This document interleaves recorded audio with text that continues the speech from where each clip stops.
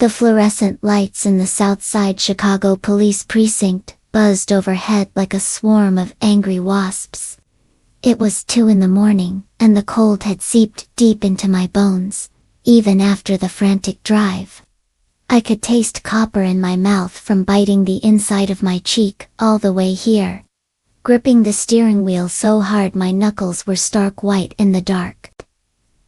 When Sergeant Miller first called, his voice had been careful, too measured. "Miss Baker, we have your niece and nephew here. They're safe, but we need you to come down." They're safe. That was the only thought that mattered. Cooper and Piper, my tiny nephew and niece, were here. They were alive. I'd thrown on the nearest clothes and driven through a blizzard warning, my mind a blank slate of pure, unadulterated fear. But Miller didn't lead me to the children. His hand on my elbow felt strangely firm, almost forceful, as he guided me past the waiting area, where I caught a fleeting glimpse of silver emergency blankets and, into an interrogation room instead. The steel door closed behind us with a click that sounded far too final. Miller dropped a clear plastic evidence bag onto the metal table between us. Inside, there was a crumpled, damp note. Even through the clouded plastic, I could instantly recognize Sloane's familiar, messy handwriting, scrawled across it. My name. Miss Baker. Miller's voice had lost all warmth, becoming hard and direct. "Can you explain why a wealthy Lincoln Park architect would send 2 small children to a frozen industrial wasteland in the middle of a blizzard?" His words felt like a punch to the gut, stealing my breath. "What?" "I didn't. Child abandonment is a felony in Illinois," he pressed, leaning forward until I could smell the stale coffee on his breath. "Child trafficking carries even heavier penalties. You want to start explaining now?" My hands began to shake uncontrollably. This wasn't real. This couldn't be happening. "There's been a mistake," I whispered, but my voice came out strangled and weak. "I live at 2400 North Clark, Lincoln Park. The children, where exactly were they found?" Miller's eyes were fixed on mine, unwavering. 2400 South Clark Street. An abandoned industrial park. During a blizzard warning. Dressed in summer clothes. The difference between the 2 addresses struck me with the force of ice water. North versus south. 1 single letter, yet 2 entirely separate worlds. My neighborhood meant tree-lined streets and cute boutique coffee shops. South Clark at that number meant broken streetlights, deserted warehouses, and absolutely nowhere a child should ever be. Particularly not at night, and especially not in January. My mind raced, trying to grasp the unbelievable, sickening truth. I told my sister no. I stammered, fighting to breathe. I sent her an email. I have proof. Miller crossed his arms, skeptical. "People send emails to cover their tracks all the time, Miss Baker. You'd be surprised how often we see that. Can I see them?" My voice cracked, raw with desperation. "Please, I need to see that they're okay." Something subtle shifted in the sergeant's expression, perhaps seeing the genuine terror in my eyes. He stood, "Follow me." He led me back down the corridor and into a darkened observation room. Through the one-way mirror, I finally saw them. Cooper was cocooned in a silver emergency blanket, the kind marathon runners wear, his small body convulsing with shock and cold. Piper sat beside him, clutching her stuffed bear, her eyes wide, empty, and staring into space. Her mind had clearly gone somewhere else entirely, just to survive whatever horror they had just endured. My knees buckled. I caught myself on the glass, and the familiar fog descended, the one that had been my unwanted companion for nearly 3 decades. The voice inside whispered, "Fix this, protect Sloan, take the blame, that's your job." I could do it. I could tell Miller it was an honest mistake. I could make this go away for everyone. Everyone, except Cooper and Piper. The Uber driver, Miller said behind me, was told their father was waiting for them. She dropped them at the curb and drove away. You should thank God for the night security guard at the industrial park. If he hadn't heard them screaming for help. He paused, letting the silence scream the terrifying conclusion I couldn't bear to hear. You'd be identifying bodies at the morgue right now, Miss Baker. 2 frozen children. The blood drained from my face so fast I had to grip the windowsill tightly. This wasn't a mistake. This was calculated. Sloan had sent them to die. I finally turned to face Miller, my hands shaking but my voice suddenly steady. I didn't call that Uber. I have the email I sent refusing to babysit. I have proof. I told her no. I met his eyes and didn't look away, severing the bond I'd carried for years. And I'm not covering for her this time. 12 hours earlier, I was existing in a completely different reality.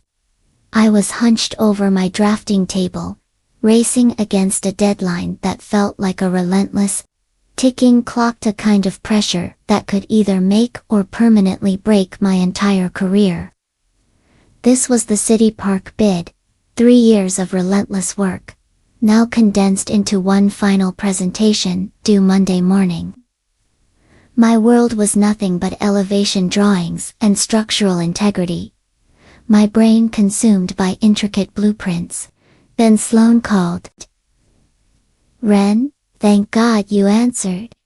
Her voice had that sharp, frantic edge I'd learned to recognize over 2 decades, signaling immediate chaos and zero regard for anyone else's schedule.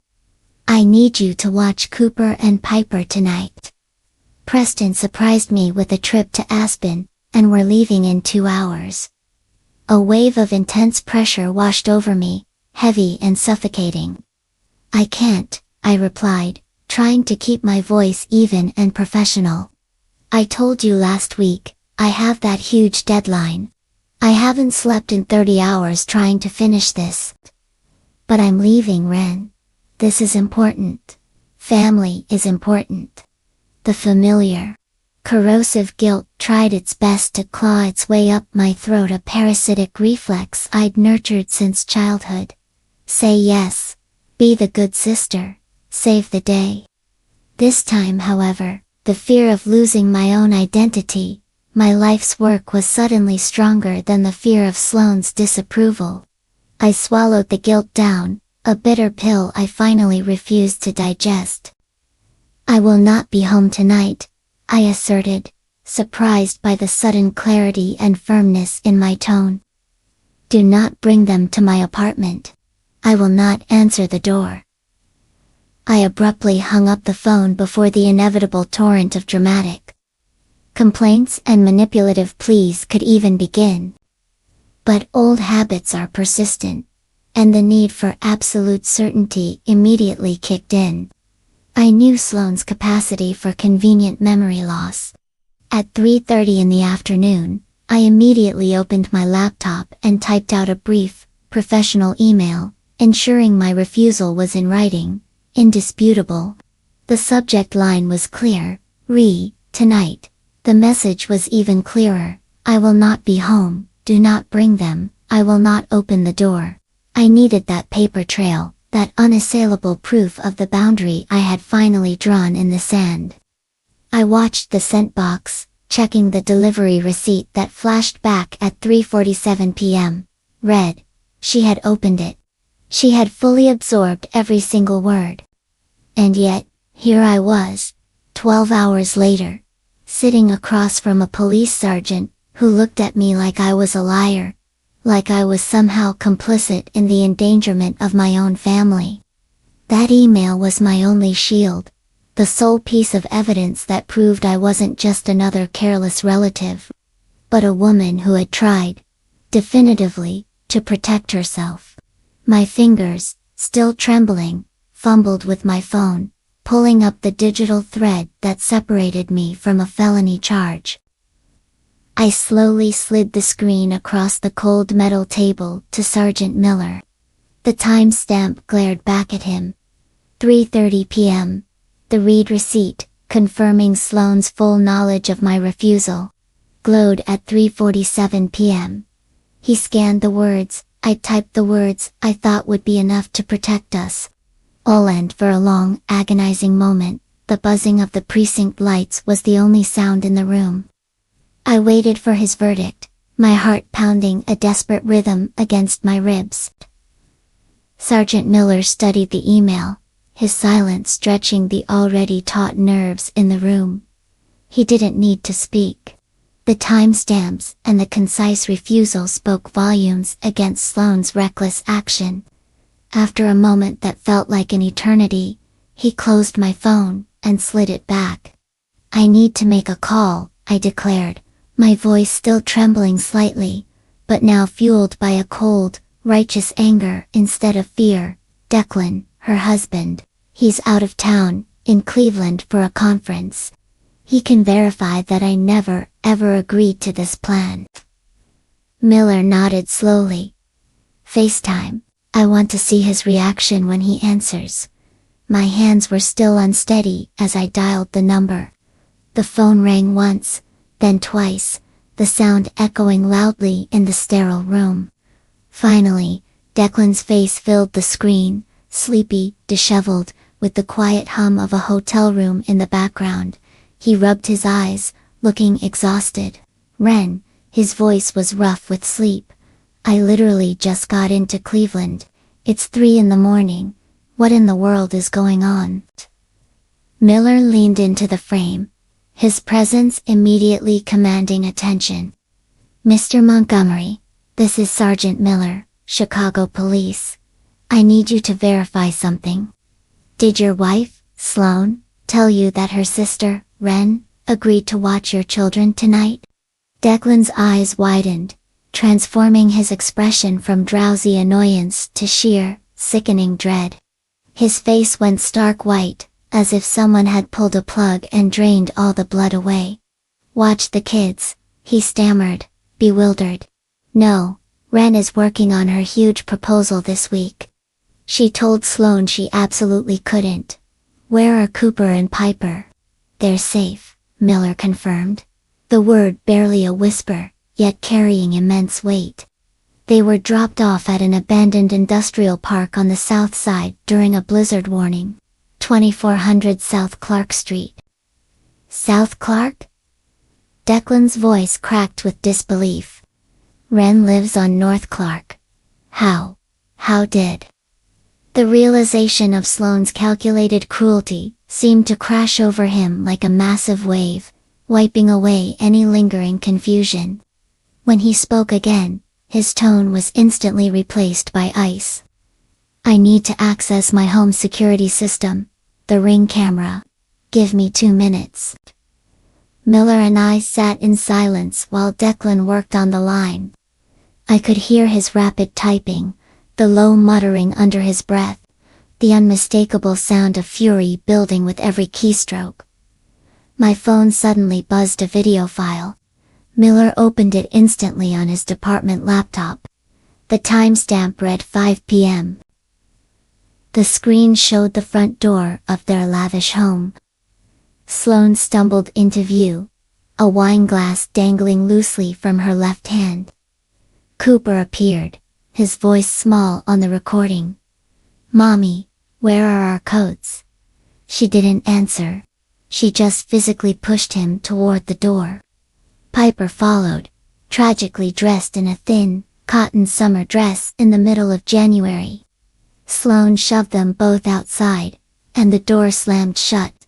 Not once did she glance at her phone. Not once did she confirm the destination. She had knowingly sent her small children into a fierce, dangerous storm, and simply went back inside for more wine. Miller's jaw tightened visibly. I'll need that file sent to this police email address immediately. Already done, Declan's voice rasped through the speaker. I'm getting on the next available flight back. Do not let her anywhere near my kids. The call ended. Miller closed his laptop with a sharp, decisive click that echoed loudly in the small room. You're cleared, Miss Baker. Your formal statement is needed, but you are not being charged. He stood. Your sister, however, will be arrested for child endangerment the moment we locate her. The immense, crushing weight of relief should have felt overwhelming, but it was just a tiny, fragile crack of light in the overwhelming darkness. I had survived the Inquisition, and now, the battle for the children's safety could truly begin. The police station's atmosphere suddenly shifted from tense official business to a circus of self-absorption. My parents, Preston and Lena, burst through the door with the force of a hurricane, their faces drawn not from concern for their abandoned grandchildren, but from the immediate threat to their social standing. They had cut their short flight to Florida drastically short, prioritizing damage control above all else, which, in their world, meant silencing any public scandal. Lena rushed past me, barely glancing in my direction, and demanded to see Sloane. Preston, however, fixed his narrowed gaze on me. His expression was a familiar mask of calculated disappointment and strategic anger, the same look he always wore when I failed to be his compliant puppet. Renata, what is this nonsense about an email? He hissed, pulling me into a relatively private corner near the vending machines. The name Renata itself was a weapon, reserved only for moments of severe familial disapproval. Sergeant Miller mentioned it. You should know better than to leave a trail of evidence against your own sister. I stood taller, refusing to shrink under his judgment. She left Cooper and Piper alone in a blizzard at an abandoned warehouse. I told her I couldn't help, Preston. I have the right to protect my career. He scoffed, pulling a pristine, heavy leather checkbook from the inside pocket of his expensive coat. He didn't even bother to open it. He simply held it up, displaying the tool of his power. The firm you work for, they rely heavily on our development loans. Your little career is entirely contingent upon my goodwill. The threat was clear, cold, and utterly terrifying. He wasn't just leveraging my job, he was demanding my silence. He finally opened the checkbook, tearing out a blank page with a deliberate, aggressive flourish. He scribbled a number onto the paper, $50,000. This will clear the remainder of your student loans, he declared, his voice a low, coercive rumble. All you have to do is tell the sergeant that you were overwhelmed by work. Confused the address, and typed the wrong directional letter into the Uber app by accident. Say it was a typo. The children were merely misplaced. He pushed the check across the plastic tabletop. We contain the problem, and you walk away free, debt-free. You'll be the good daughter again. I stared at the number on the check, a sum that represented years of grueling financial struggle and sacrifice. For a moment, the temptation felt like a physical weight, a chance to shed the heavy burden of debt instantly. But then I saw Cooper's vacant stare through the observation glass, Piper's small, shivering body, and the video of Sloane carelessly abandoning them for a ski trip. The image of the children in that frozen, desolate place burned away the temptation. The cost was far too high. I slowly reached into my own pocket, not to take the check, but to turn on the voice recorder on my phone. The digital voice of the system, confirming the start of recording, was barely audible, but it was there. I looked my father straight in his eyes, feeling an extraordinary, unfamiliar calm. I didn't make a mistake, Preston. Sloan knowingly put those children in danger, and you are trying to bribe me to commit perjury to protect her." Without another word, I picked up the check. The paper felt thick and important in my hand, representing everything he valued: money, control, reputation. Then, with a slow, deliberate movement that felt profoundly satisfying, I tore it in half, then in quarters, letting the pieces flutter onto the cheap linoleum floor. The tearing sound was sharp and final, the definitive snap of a 28-year-old chain breaking completely.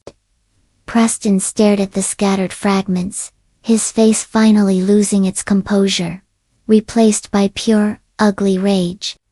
He opened his mouth to shout, but I cut him off, my voice steady for the first time since this nightmare began. "I won't be cleaning up your messes anymore." I turned my back on the man who had only ever loved me conditionally, walking away and leaving him alone with the shattered pieces of his power. The fear was still there, a knot in my stomach, but now it was overshadowed by an exhilarating, liberating sense of self-respect. The immediate aftermath of tearing up my father's bribe was a devastating wave of calculated silence and public cruelty. Sloan, true to form, launched a preemptive strike on social media. She painted a narrative of a fragile mother, suffering from exhaustion, betrayed by her heartless, career-obsessed sister, who had accidentally mixed up the addresses. She leveraged every ounce of sympathy she could gather, while my phone became a dead zone, cut off from every cousin, aunt, and distant relative, who had ever relied on my goodwill. I was officially the pariah, the villain who dared to prioritize her work over her own flesh and blood. The ostracization was sharp, painful, but sadly, completely expected. But the real threat wasn't emotional isolation. It was professional annihilation. 2 days after the police station confrontation, I received an urgent, terse email requesting my immediate presence in Marcus Sterling's office. Marcus, the senior partner at my architectural firm, was a man whose approval felt like the sun, and whose disapproval was a freezing Arctic wind. I knew instantly what this was about. Preston was making good on his threat. As I walked toward the corner office, the familiar hum of the highly creative, bustling studio felt fragile, ready to shatter. I envisioned the conversation, Marcus expressing regret, handing me a severance package, explaining that the firm simply couldn't afford to lose the millions in development loans controlled by my powerful family. I mentally prepared my resignation speech, determined to leave with some shred of dignity intact. Marcus didn't stand up when I entered. He sat behind his large, gleaming mahogany desk, leaning back, looking tired. He didn't offer me a seat, forcing me to stand stiffly opposite him. My heart hammered against my ribs, anticipating the swift, surgical execution of my career. "Ren," he began, his voice surprisingly soft. "I've just hung up with 3 separate attorneys from Preston's legal team. They've suggested, quite strongly, that your continued presence here would jeopardize future investment opportunities." I closed my eyes briefly, accepting the inevitable. "I understand, Marcus. I won't make this difficult. I'll pack my desk this afternoon." When I opened my eyes, Marcus was leaning forward, a strange, thoughtful expression on his face. He picked up a document, not an exit form, but a photocopy of a police report. "I also spoke to Sergeant Miller this morning. He was very thorough. He sent me the video footage of your sister and, more importantly, a detailed account of your father's generous $50,000 offer to secure your silence." My carefully constructed facade crumbled. My breath hitched in my throat. I hadn't realized the police had shared all that. I braced for his judgment, expecting him to label me a liability. Instead, a slow, genuine smile spread across Marcus's face. He put the report down.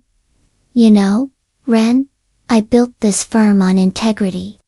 I've known your father for over 3 decades, and he is a shark who believes money can buy morality. When I saw that footage, and heard that you tore up that check to protect those children and your own conscience, I didn't see a liability. He finally gestured toward the plush guest chair. I saw a woman who finally chose herself, and who chose right. And that, I can invest in. I sank into the seat, momentarily speechless, the unexpected support leaving me dizzy with relief. Your father thinks he can bankrupt you and this firm into submission, Marcus stated, his voice now regaining its firm, commanding tone. He can't. I've already moved the accounts and secured fresh, independent funding. You are not going anywhere. In fact, he paused, his eyes gleaming with newfound purpose. I want you to be the lead on all new projects. And when it comes to the legal battle for Cooper and Piper, I want you to use the firm's resources. I want you to go into court and, in the words of a man who's tired of watching the privileged get away with everything, I want you to absolutely bury them. It was the first time in my entire life that someone outside of a fictional story had fought for me, without asking for anything in return. The tears finally came, not tears of sorrow, but tears of pure, unadulterated gratitude. I wiped them away, feeling the heavy burden of fear lift from my shoulders, and replaced it with a fiercely protective resolve. The battle was officially joined, and I finally had the resources to win it. Leaving the whirlwind of the police precinct and Marcus's imposing office felt like shedding heavy armor. The firm's legal team had secured a quiet, extended-stay hotel suite near the lake, a temporary sanctuary. Clean and anonymous, far removed from the cold glare of media attention and my parents' toxic influence. When I stepped inside, the atmosphere was immediately softer, warmer. The complete antithesis of my life for the past 72 hours. Declan was already there, meticulously arranging a simple dinner on a small folding table. He wasn't the polished, distracted executive I usually saw at family functions. He was simply a tired, devoted father trying to conjure a semblance of normal life. Cooper, finally out of the emergency blanket, sat quietly drawing in a notebook, while Piper, draped in oversized pajamas, was building a precarious tower of plastic cups. Pizza and cheap lemonade, Declan said, offering a weak smile. I figured sophisticated cuisine could wait. We ate together in a comfortable silence that felt profound. It was the first time I had ever shared a meal with them, Cooper, Piper, and Declan, where the air wasn't thick with Sloane's drama, or my parents' judgment. It felt strangely grounding, as if the universe had stripped away everything false, to reveal this simple, necessary truth. We belonged here, together, safe. Piper, energized by the sweet lemonade, began telling me a convoluted story about a space wizard and a unicorn, her small hands gesticulating wildly. I listened, genuinely captivated, savoring the sound of her uninhibited laughter. But Cooper remained quiet, tracing the outline of a skyscraper he had sketched. I sat next to him, gently rubbing his back. That's a magnificent building, Coop. It looks so strong. He put down his pencil, his gaze still fixed on the page, and slowly confessed, when the Uber driver left, and it was just the snow. I thought we were going to die, Ren. I thought we were going to die in the snow. The words, so stark and heavy coming from such a small boy, pierced through my heart. My own eyes welled up instantly, but I fiercely held back the tears, refusing to let them see my sorrow. I didn't reach for a platitude or a lie. I simply wrapped my arms around him and held him close, letting my embrace be the only answer. That moment sealed my resolve more powerfully than any police report or corporate backing could. No matter the cost, I would never allow that beautiful, fragile life to be placed in jeopardy again. Later, after the children were finally asleep in the separate bedroom, Declan and I sat on the small sofa, the television volume muted. He looked at me, his eyes resolute. "I'm filing for sole legal and physical custody tomorrow morning," he confirmed. "This isn't about divorce yet, this is about protection. I want her terminated as a guardian immediately." I nodded, offering my full support without hesitation. We were aligned, finally united in our purpose. Just as we began to discuss hiring a specialized child psychologist for the children, my phone buzzed with an incoming text message. It wasn't Marcus. It was Alina Russo, the formidable lawyer Marcus had retained for the custody case. The message was short, professional, and chilling. "She filed an emergency motion this evening, alleging alienation and requesting immediate temporary full custody.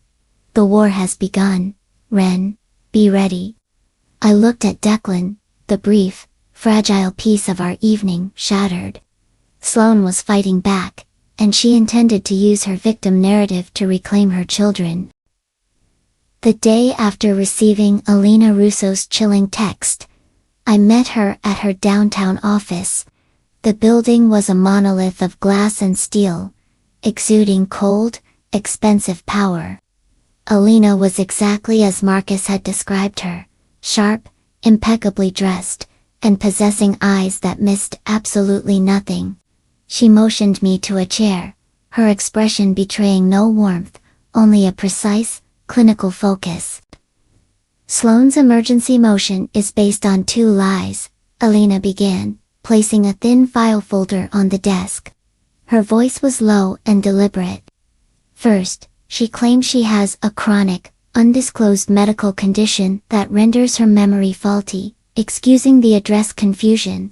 Second, she claims you have a history of trying to alienate her children from her, painting you as the jealous, malicious sister." I leaned forward, my hands flat on the cool mahogany.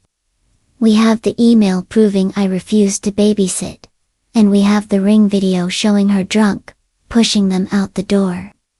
Isn't that enough to dismiss the case immediately?" Elena's lips barely curled into a cynical half-smile. "It's enough for a victory, Ren. But not for the win we need." I frowned, confused by the distinction. "What is the difference?" "The difference is finality. If we present all the evidence now, the judge will see it as a clear-cut case of child endangerment and grant Declan temporary sole custody, possibly granting Sloane supervised visitation. She will appeal. Your parents will fund it. This war will drag on for years, subjecting Cooper and Piper to continuous emotional distress and courtroom battles." She looked directly into my eyes, and her gaze felt like an electric current. "We want to end it permanently. The only way to permanently terminate her parental rights is to prove a pattern of reckless behavior and deliberate dishonesty in court. We need her to commit perjury." My stomach churned at the implication. "You want me to let her lie?" "In the preliminary hearing, yes," Alina confirmed calmly, as if discussing the weather. "We will only present minimal evidence, just enough to keep Declan with temporary physical custody, but not enough to crush her narrative entirely. We'll let her take the stand, confidently and arrogantly, and testify that you agreed to watch the children, and that the address was a mistake." She continued, outlining the risky plan. "She will commit perjury under oath. At the final, binding hearing a month from now, when she feels completely secure, we will unleash the full weight of the evidence, the email, the video, the police report of the bribe, and the recording you secretly made of your father. That level of deceit and endangerment, combined with the proven perjury, will shock the judge and secure us the termination of her parental rights. It will be over." The strategy was brilliant, cruel, and terrifying. It meant enduring another 4 weeks of being publicly branded a liar. It meant letting the judge doubt my integrity for a month. It meant letting Sloane believe she was winning, giving her time to inflict more psychological damage. The thought of deliberately allowing that injustice, even temporarily, made my skin crawl. But then I thought of Cooper's terrified confession about thinking he was going to die, and Piper's blank, haunted eyes. The brief emotional discomfort I would face was nothing compared to the lifetime of trauma they would endure if Sloane remained a constant, dangerous presence in their lives. "Okay," I said, my voice firming, the decision solidifying like concrete inside me. "We set the trap. We let her lie. We end this for them." I pushed my fear aside, recognizing that sometimes, the only way to protect the innocent is to walk willingly into the line of fire. I was no longer fighting for myself. I was fighting to give those 2 children the safe, quiet future they deserved. The preliminary hearing was held in a small, stuffy courtroom that felt utterly devoid of justice. The heavy mahogany paneling and the stern, unblinking portrait of a former judge only amplified the sterile, frightening formality of the legal proceeding. I sat beside Declan, clutching a pen I had no intention of using, focusing all my energy on appearing calm, composed, and absolutely neutral. Elena Russo, sharp as glass, sat slightly ahead of us, radiating quiet control. Across the aisle sat Sloane and her expensive legal team, flanked by Preston and Leaner, who managed to look simultaneously outraged and pious. My parents shot me glances of icy contempt, confirming that my choice to protect the children over their reputation had severed our relationship completely. Sloane, dressed in a muted blue suit that screamed responsible citizen, looked every inch the grieving, misunderstood mother. It made my blood boil to witness her act, but I had to remain impassive. The first part of the hearing was a dull, procedural blur, until Sloane was called to the stand. She swore on the Bible with a saccharine sincerity that would have convinced a jury of saints. As she began to testify, I felt a physical sickness rise within me. She spoke tearfully about the tragic misunderstanding that had separated her from her beloved children. Her attorney led her through the account, prompting her to explain how I had verbally confirmed I would be home that night. Ren told me she was working from home, and that dropping the kids off would be fine. Sloane lied easily, dabbing a handkerchief at her perfectly dry eyes. She told me the usual address, 2400 Clark, and I mistakenly assumed she meant north, even though she was truly working at the Southside location. Every word was a calculated dagger, twisting the truth into a neat, palatable package of sisterly confusion. The most painful part arrived when Alina finally cross-examined her. Instead of confronting the lies, Alina was brief, almost dismissive. She asked about my professional deadline, but then accepted Sloane's vague, pre-prepared answers about my flexibility. She asked if Sloane had double-checked the Uber destination, but didn't press the issue when Sloane claimed she had been momentarily distracted by a medication error. Alina presented absolutely zero evidence, no email, no video, no recording of my father's bribe. She was intentionally letting the perfect case slip through her fingers. I could see the judge's expression harden with skepticism, directed mostly toward me. The entire courtroom seemed to believe I was indeed the careless, manipulative sister, trying to sabotage my sibling out of jealousy. The knot in my stomach tightened, recognizing the risk we were taking. My reputation was being systematically dismantled, and I had to sit there and silently accept it. Finally, the judge delivered his ruling. He expressed concern over the children's welfare, and granted Declan temporary physical custody, pending a final, binding hearing, recognizing the stability Declan offered. However, he classified the incident itself as a severe case of family miscommunication complicated by stress and poor judgment, intentionally refusing to label it as felony child endangerment at this time. As the hearing adjourned, a triumphant smirk played on Sloane's lips. She caught my eye, her victory radiating across the aisle. Preston patted her arm, looking immensely pleased with their successful cover-up. They believed they had won the initial round, that their money and influence had minimized the true crime, and that the worst was over. They walked out of the courtroom, smug and oblivious, convinced the judge had bought their lie entirely. But I knew better. As I watched them leave, I reminded myself that the lie was the bait, and they had just swallowed the hook, line, and sinker. We had them exactly where we wanted them, confident, overreaching, and committed to a lie that would soon prove to be their total undoing. My momentary pain was a small price to pay for the permanent safety of Cooper and Piper. The final custody hearing felt nothing like the sterile preliminary proceeding. This time, the courtroom was packed, buzzing with hushed reporters, who sensed the true weight of the confrontation. I sat straighter than I ever had, dressed in professional clothes that felt like armor, prepared to unleash everything we had held back.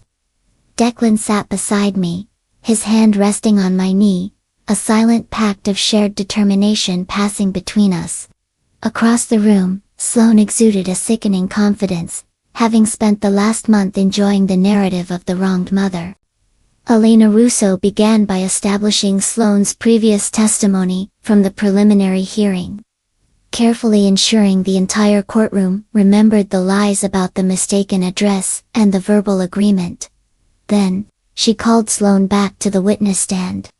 Sloane, believing this was merely a formality to secure her final victory, glided up, smiling faintly. Elena approached the screen.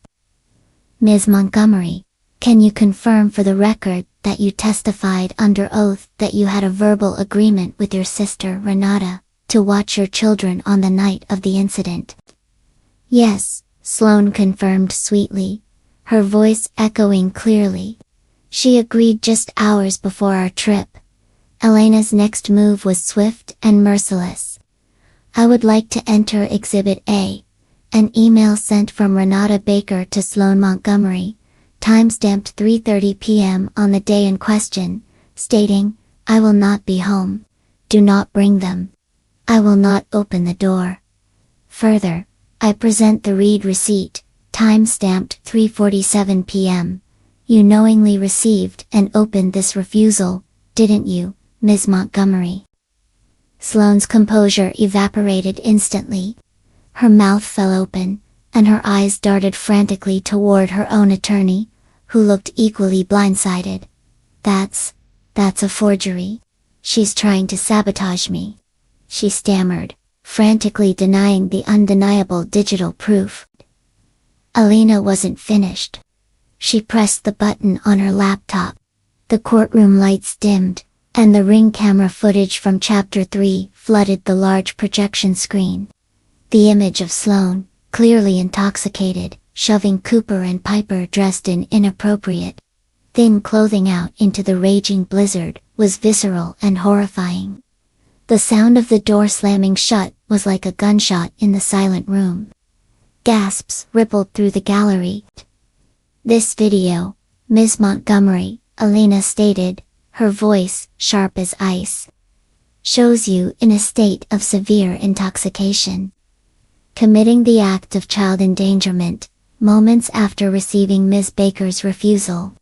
You testified under oath that the wrong address was an honest mistake. This footage proves it was a knowing, deliberate abandonment. Sloane completely lost control, leaping from the stand. It's not true. My family is being persecuted. My father. Speaking of family, Alina interrupted coolly, moving in for the final, decisive blow. I now submit Exhibit C, a time-stamped audio recording of Preston Baker offering his daughter, Renata, $50,000 to commit perjury, and lie to the police about the incident. The silence that followed was absolute, weighted by the sheer audacity of the corruption. Preston, sitting in the gallery, looked as though he might physically collapse. I met his eye one final time. There was no contempt left, only pathetic defeat. The judge, who had remained impassive through the preliminary hearing, looked utterly disgusted. He didn't need any further deliberation. He slammed his gavel down, the sound cracking like thunder. This court finds a clear and deliberate pattern of neglect, abuse of process, and outright perjury. Mrs. Montgomery, your rights to these children are hereby terminated immediately. He looked pointedly at the gallery. Furthermore, based on the evidence of child endangerment and obstruction of justice, I am issuing a direct order for your immediate detention and charging by the police. The courtroom erupted. As Sloane was led away in handcuffs, screaming my name, I felt no triumph. Only a deep, profound exhaustion. Minutes later, the judge finalized the custody arrangement. Declan was granted sole legal and physical custody of Cooper and Piper. Then, the judge looked at me, a flicker of respect in his eyes, and Renata Baker, given your proven integrity and dedication to these children's welfare, you are hereby designated as their permanent emergency guardian. Declan gripped my hand tightly. It was over. We had won. The safety of the children was finally, legally, and permanently secured. 3 years can feel like a lifetime when you're building a foundation from scratch, but it passes in a flash when you are finally living a life that is truly yours. I stood on the small, grassy knoll, the crisp autumn air carrying the distant, cheerful sounds of a brass band. The afternoon sun glinted off the newly installed signage, Safe Harbor Garden. It was finished. My design. Today was the ribbon-cutting ceremony. Maya Reyes, a charming woman with a genuinely kind smile, stood ready with the oversized scissors. I looked over the landscape, noting the curved benches designed for quiet reflection, the robust low-maintenance native plants, and the centerpiece, a stunning geometric fountain that echoed the precise, careful lines of architecture I loved so much. The entire space was built on the ethos of peace and protection, a physical manifestation of the sanctuary I had fought so hard to create, not just for the public, but for myself.